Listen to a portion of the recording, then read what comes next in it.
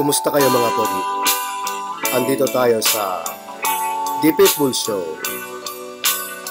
At ang ating topic ngayon ay ang TCL X100. Binili ko kasi ito dahil bitin na bitin sa akin ng 35mm or 23mm nung X100. Ngayon, bubuksan natin siya, mag-unboxing tayo. Kahit pa parang hirap nitong buksan na yan. Ang laman ng bag, ito yung pouch na halos wala naman tayo gumagamit ito. Tapos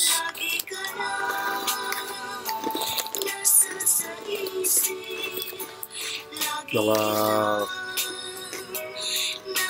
manual,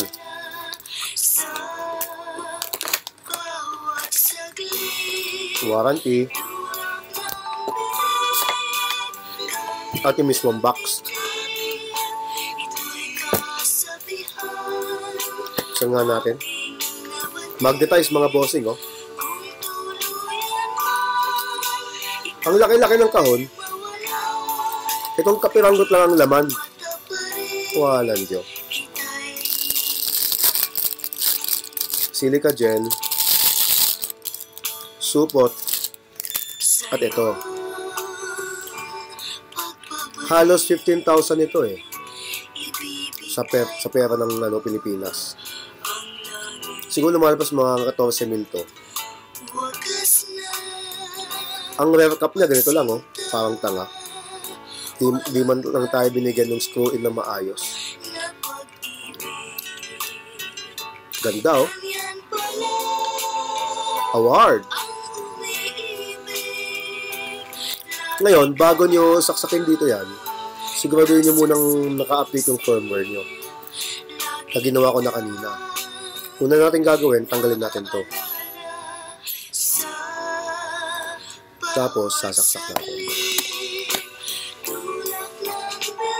Yan, dito.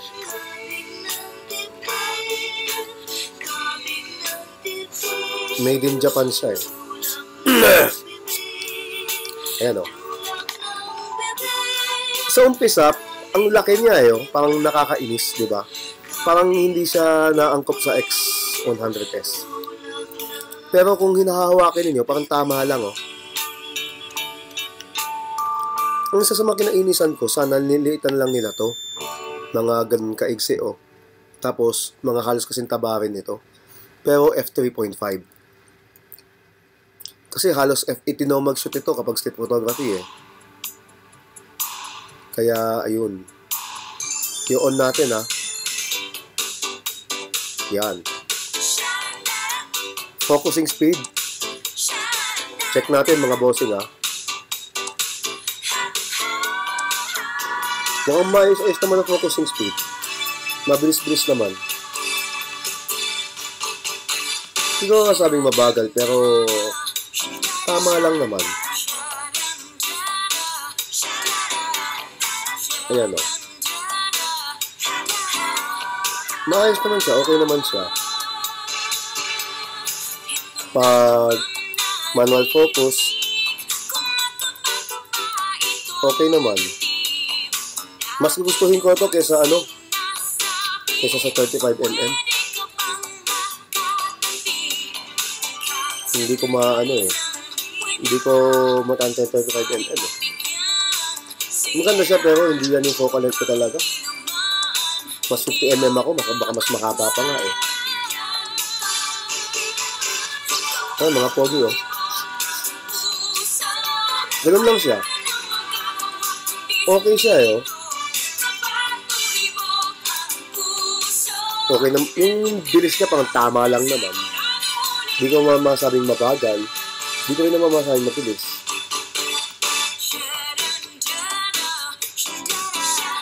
Yung sharpness niya,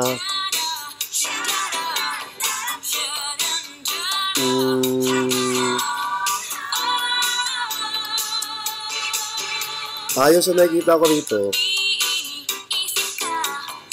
wala naman ganong kalaking pinagkaiba sa niya, sa 23mm niya. Check natin sa f5.6 kung malinaw. Acceptable naman siya sa f5.6. Siguradong maganda dapat to sa f8. Kung hindi, baldado to.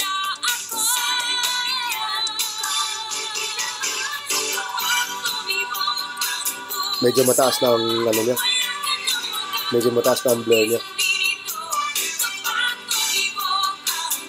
Okay naman siya. Tama-tama lang pang boso at pang puti-puti.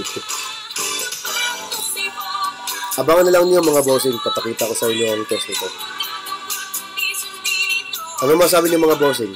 TCL 100 para sa inyong X100 at X100S. Pang shoot ng puti-puti po. Ang Leica ng walang pera.